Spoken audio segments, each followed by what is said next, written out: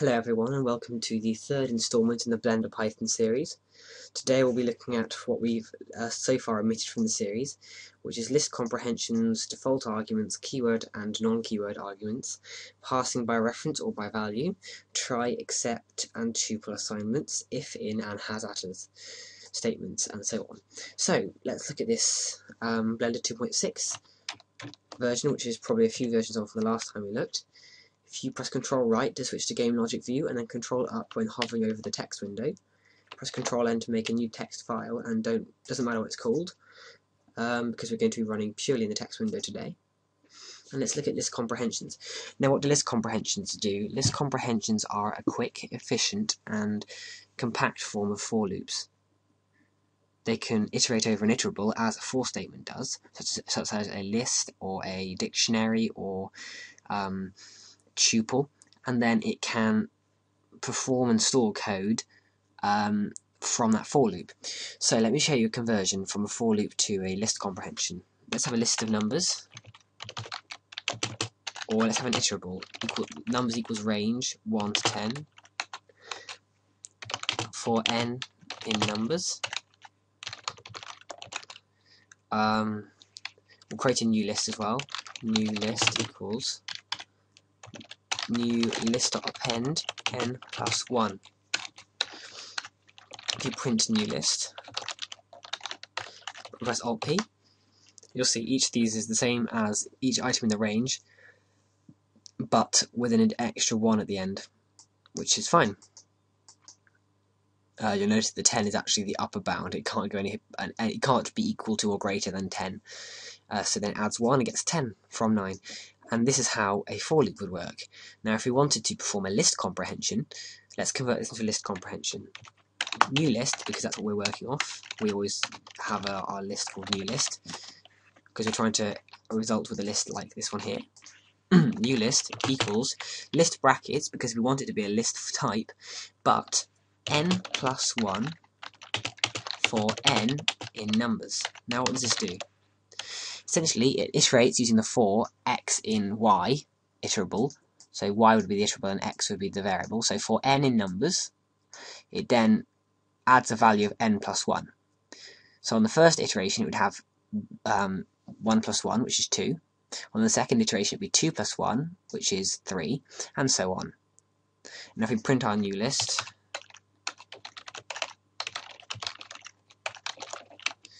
Alt P, you'll see the same value. A bit of side information is that if you add a semicolon to the end of a line and then add some more Python code, it will be able to run that code as well. Right? If you didn't, it would actually throw an error, as you see here. And that's a list. That's for list comprehension. But they don't have to just they don't have to be used purely for storing values. They can also execute code. For example, we have our new list here. You don't have to, because we don't need to store any values, we can get rid of the variable assignment. So we just end up with this new list comprehension. And then we can do new list dot remove n minus 1 for n in numbers. And it should work, unless I've made a silly mistake, which I think I have. Let me just think. I think remove removes the index, actually. I always forget. I can never remember. I think that's, but yes, that's how it should work. So let's new list.append n in numbers, and you'll end up with new list having 2 values of each item, which it does, although it hasn't got the plus 1 and minus 1 because we didn't add the plus and minus 1. So it doesn't. A list comprehension can emulate a for loop in every respect, apart from it cannot assign variables, e.g. x equals n. It can't do that. It will throw an error because you can't assign within a for loop list comprehension. Pardon. But you don't have to use just lists. You can also use tuples. Would create an iterator. If we did this, that would create an iterator.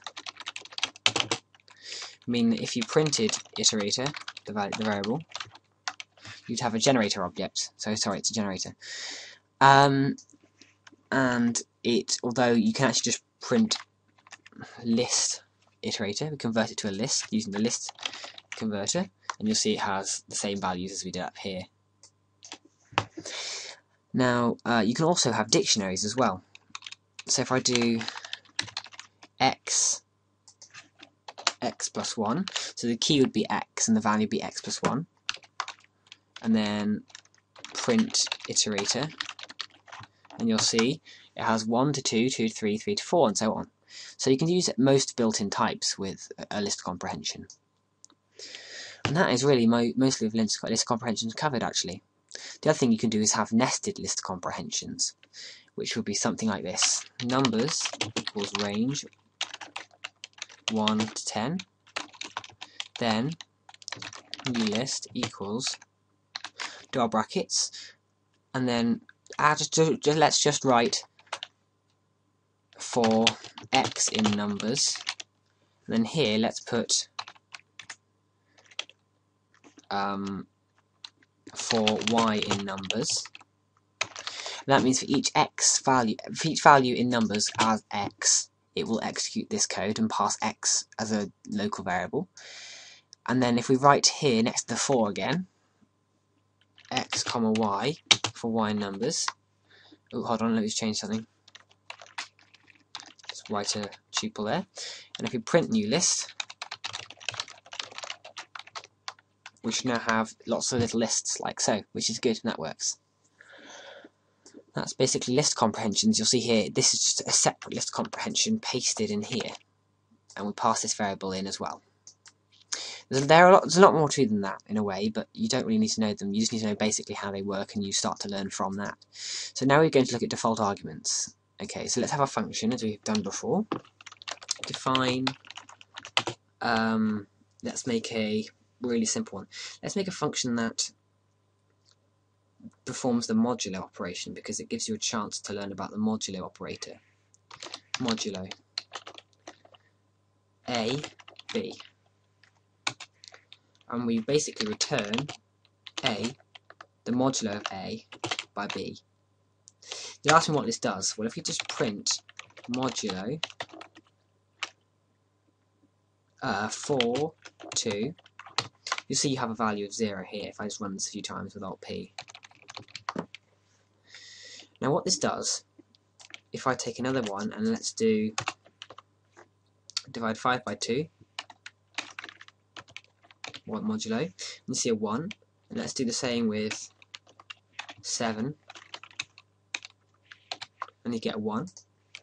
The way this works is it takes the value of A, which is always the first one, and performs the modulo operator on it with the argument B. Now what this means is the modulo essentially divides, say 7 divided by 2, and that would have a value of 3.5. But what this does is the smallest, or rather the most exact division it can perform. So dividing 7 by 2, you'd be able to divide it 3 times by 2. In other words, you could fit 3 2s within a 7 and then have a remainder of 1, which is why you get the 1. 4 or 5 would divide by 2. 2 goes into it twice with a remainder of 1. 7.5 divided by 2 would be an interesting one to perform. Let's have a look. You'd have 1.5 because you get it goes into it 3 times and then you have a remainder of 1.5. So that's how the modulo operator works. So let's just go back to our original example. However, let's say we forgot to specify 2 because we just don't want to. We normally expect to divide by 2. We get this error because it expects 2 arguments and only receives 1. This is where we use default values. Default values basically say that if we don't pass an argument, use this one. And to do this, you add an equal sign and then the default value, which in this case will be 2. Running this will actually now, it won't throw any errors, as you can see, and in this case it will just result in 0. If we put 5, we should end up with 1. Oh, I made a mistake because I've written P, and I get 1. And that's how we have default variables. Default variables, or arguments, you should call them. And this basically gives them a default value. If you do this for A as well, you start to run into problems, because later on you might forget to define a, and then you just basically perform 1 divided by 2, which is just be stupid. So, what else do we need to do? Well, this is basically default variables, but we can also look at keyword and non-keyword arguments. You'll see here that this is a equals 1, and this is b equals 2. Let's say we wanted to have another one of c, and then plus c. Oops, I've got caps lock on. Oh dear, I have caps lock on. And you'll see you get 6. Because it's performing this before this. So if we put that in brackets. Oh, okay, I've been silly. Yeah, I didn't realise I put 5. Okay, this is our little random function, doesn't have to do anything. And these are all keyword arguments, but at the moment it assumes that a is 5. But let's say we want to leave a as 1, but set b as 5. Then you put b equals here. Now you see it does that, and if I put c equals 5, it does that. A equals 2, c equals 5. So you can change all the different variables like this.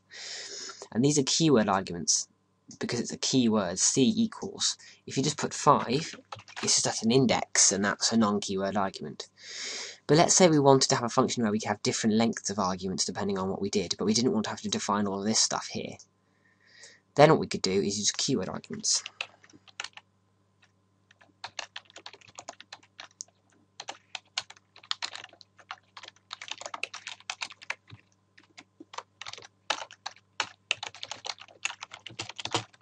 If I run this code, oh, I put modulo, I can't spell.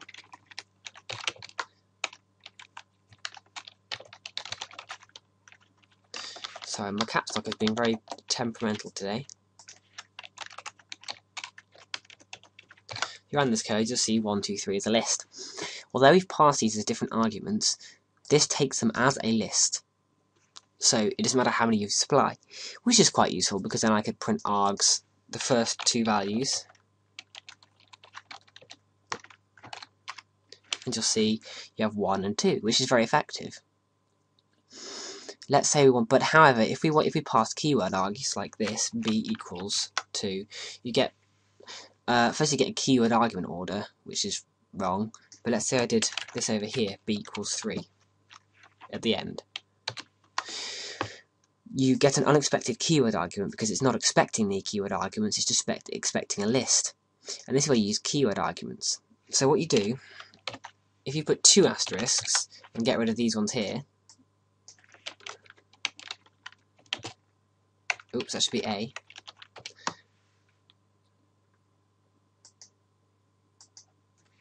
Hold on, what have I done? Oh, I didn't want that there. And you'll see now it has a dictionary of the keyword arguments. A is equal to 3 and B is equal to 3 as well. Now the issue is then when we pass a non-keyword like that. Oops, my keyboard is very temperamental today. You'll see then it gets another error because you've got a mix.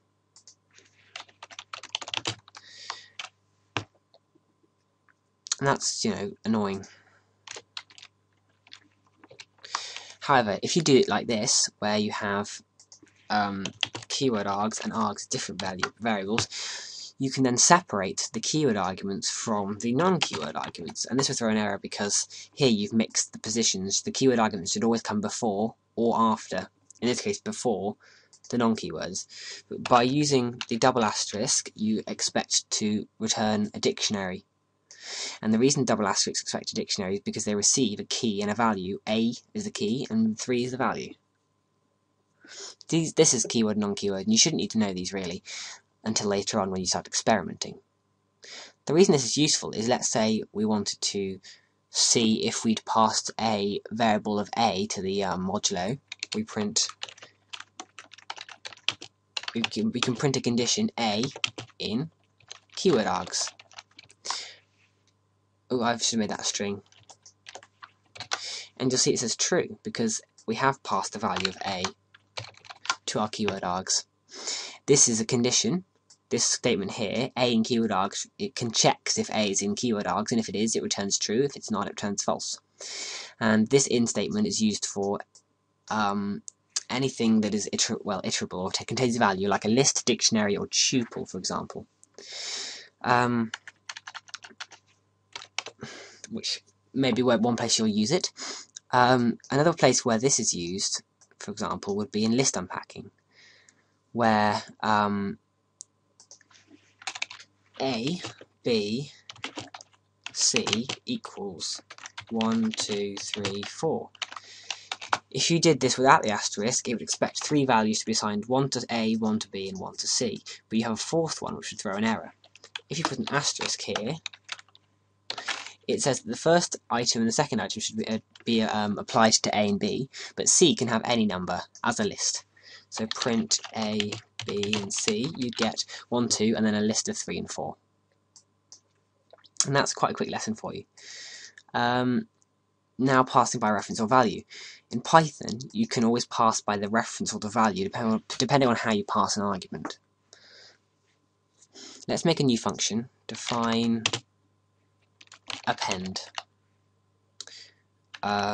to list, my list.append. Let's append the value of 1. So, and then make a test list, which would be, oh dear, list A equals 1, 2, 3. Let's get rid of 1 so we can see the change most easily.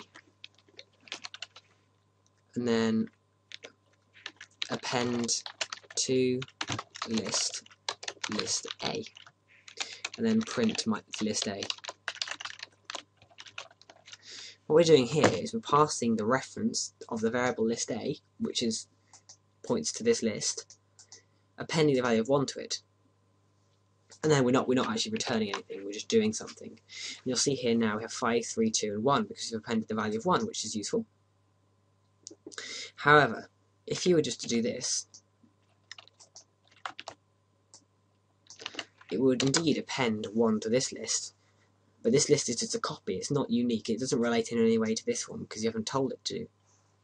And for this reason, it doesn't do anything. Likewise, if we were to do list A and make a slice of list A, again, this is a copy because it's a list slice, and thus you don't get any change. However, let's do another example. List B equals list A. Now we're appending to list B, and because list B points to list A, it adds the variable 1 to list A. Obviously, if we add a list slice to that variable there, and then runs code, you'll see it doesn't do anything because it's just a copy. Another issue you might get is if you try and perform anything that isn't copying this list. If you add another list to list A, plus 1, 2, 3. Again, although we're adding a list to list A in list B, this is just a random function. Because we're not pointing to list A, we're actually pointing to a function, adding one list to another. It leaves list A untouched, and thus you don't get any difference. And this is where reference and value comes into play. Reference simply points to an existing object, whereas value copies a value and creates its own object. Typically, wherever operators are used, you break a reference and create a new value instead. Now the next lesson is looking at try and except statements.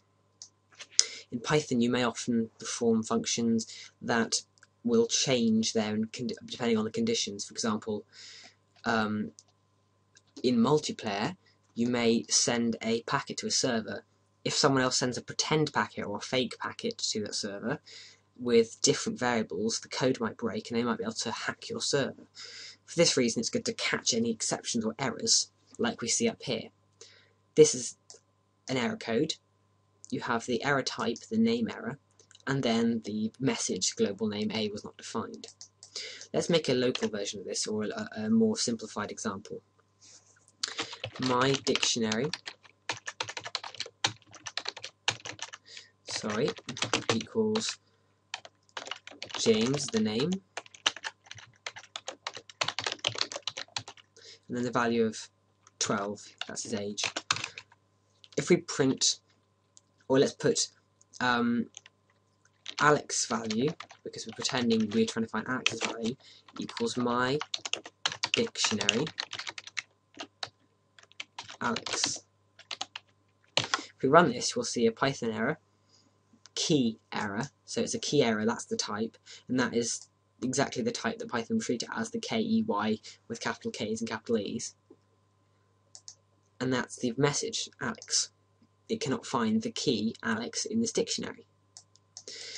But let's say that sometimes it might be there and sometimes it won't. Well, you could do something like the get function equals my dictionary.get Alex, and we could either define a default value to return if it doesn't exist, like 12, or let's say 15, and print Alex value and get 15, or we could leave it blank and that would return none, and you'll see none, and then we could do if Alex value equals none, it's broken, and then we'd have to change, or we could use a try and except. So let's use a try and except. Try Alex value equals my dictionary Alex.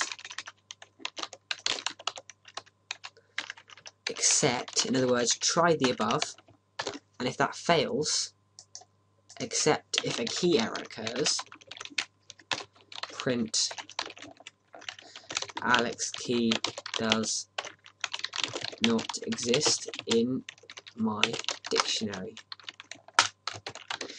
Oh, I've used quote marks, and you'll see it says the message I created, Alex does not exist in my dictionary. And you can avoid all that horrible key error your code might physically break.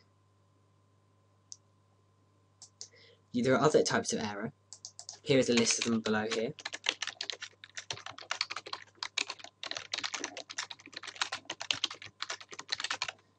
And there are lots of other. These are some of the built-in ones. There are many more, but these are quite useful. You can use this for a list as well. My list would be a list of numbers 1, 2, 3, and 4. Print the fifth value, and see it says the list index is out of range with an index error. We could try to do that. Except index error, print there are not 5 values. And you'll see in the console it says there are not 5 values, and so it works. This is where try and excepts are useful. They can in some cases save you processing time, which we come on to in the next tutorials. Let's now look at tuple assignment. A tuple is this. It looks very much like a list, but there is a difference. Apart from the little difference in brackets we use, tuples cannot be assigned to. You can access their values and references within them, but you cannot change the actual content of a tuple at the first level. So for example, if we try to set my tuple, the second value equals 2, you cannot do that because it does not support item assignment. However, if we made the second value a list, and then append it to that list, that would not fail because this is simply a reference to a list and not an actual list. We don't actually change that at all, it's just a reference. And this is where tuples differ, because if we did the same for a list,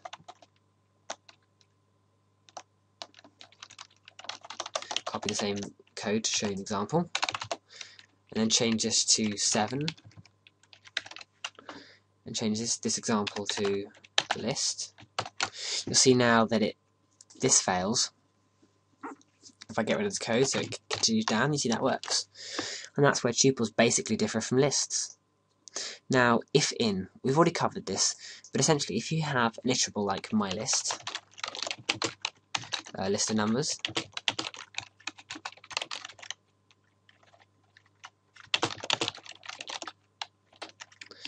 make sure I get rid of my special comma, which I've written here,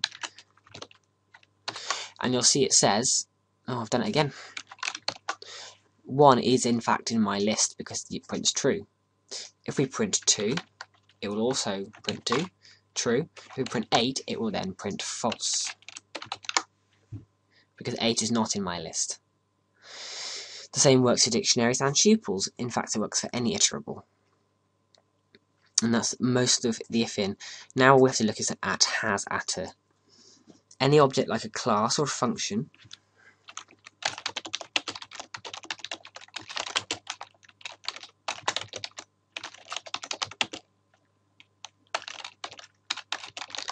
here is a value, a class. We instance it. That works. And then we print my class.x equals 1. Or let's set it to 2. Has atter is the same as using in, but for objects. So if has atter my class x print my class.x, and you'll see it says it does have it because it prints 2. If we print y, it will not do anything because it does not have a value of y. The same applies for, you can use set atter or get atter for objects, although you really only ever need to use has atter. Set atter and get atter are only used when you have to change the value you're trying to set to the name of the value. I'm sorry this is very rushed, I'm very tired, I really wanted to get a tutorial out. I will probably supplement this later on. Thank you for watching, and until next time, goodbye.